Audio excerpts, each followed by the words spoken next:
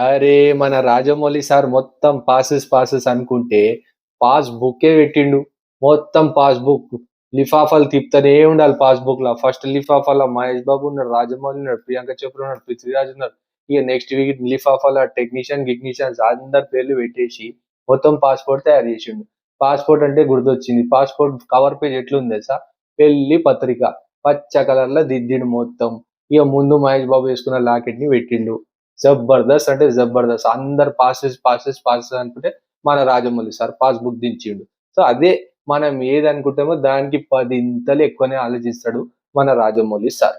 So, దీన్ని బట్టి జూస్తే గట్టిగా ప్లాన్ జేసిండు. ఆ పాస్ బుక్‌కే గంత ఖర్చు పెట్టి జేసిండంటే ఇగ వస్తుందిగ.